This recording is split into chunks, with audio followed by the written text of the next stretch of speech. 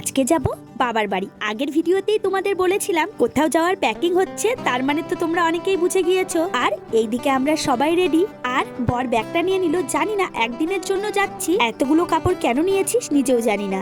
এ যাওয়ার আগে ঘুমিয়ে গিয়েছিল, তাই ওকে দোলনায় একটু ঘুম পাড়িয়ে দিয়েছিলাম, তাই এখন ওকে ঘুম থেকে উঠিয়ে নিয়ে যাচ্ছি। আর এইদিকে শাশুড়ি মাকেও বলে বেরিয়ে পড়লাম। জানো তো টোটোওয়ালাকে ফোন করা হয়েছিল, কিন্তু টোটোওয়ালা বললো আজও আসতে পারবে না, তাই দুজন মিলে হাঁটা শুরু করব। এইদিকে আমার শ্বশুর মশাইয়ের সাথে দেখা করে এখন আমরা হাঁটা শুরু করলাম। দেখা যাক কত দূর যায় টোটো পাওয়া যায়। সত্যি কথা বলতে মেয়েকে নিয়ে আমি তেমন তাড়াহুড়ো করে হাঁটতে পারছিলাম না, তাই বরমশাই বলল দাও আমাকে মেয়েকে দাও, তুমি ফ্রি হয়ে তাড়াতাড়ি করে হেঁটে আসো। পুরো রাস্তাটা চলে এসেছি, কোনো একটা টোটোর দেখা পাইনি। এখন মোড়ে এসে একটা অটো পেয়েছি, সেটাতেই বসে পড়লাম। এখন যাব আমরা ঢিটোল।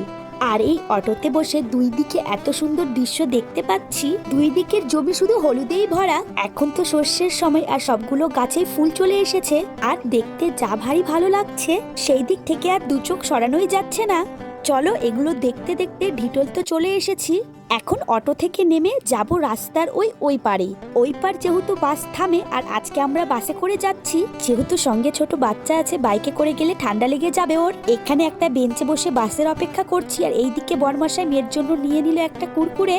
ও কুরকুরেটা পেলে বাসে ওই অনেকক্ষণই ব্যস্ত থাকবে, যেহেতু ও এখন ঘুম থেকে উঠেছে, ওর মনটাও তেমন ভালো নেই। আর এইদিকে আমরা বাসে উঠেও পড়েছি। এইদিকে বাসে এতটা ভিড়, কিছুক্ষণ তো বসার জায়গায় পাইনি।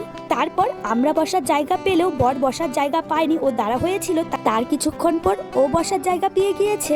এইদিকে আমরা গঙ্গারামপুর চলেও এসেছি।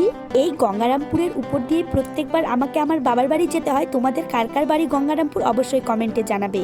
এখানে একটু বাস স্ট্যান্ডে বাসটা থামবে। মেয়ে যেহেতু কুরকুরে খাচ্ছিল, জলের বোতলটা কাছে ছিল না, তাই বরমশাই গেল ব্যাগ থেকে জলের বোতলটা আনতে।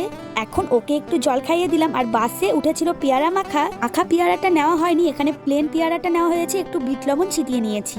এবার গঙ্গারামপুরটা এত সুন্দর সাজিয়েছে, রাতে এগুলো দেখতে আরো ভালো লাগবে। রাতে তো তেমন কোনোদিনই এইদিকে আসা হয় না, জানি না কেমন লাগবে, কিন্তু মনে হচ্ছে খুব ভালো লাগবে দেখতে।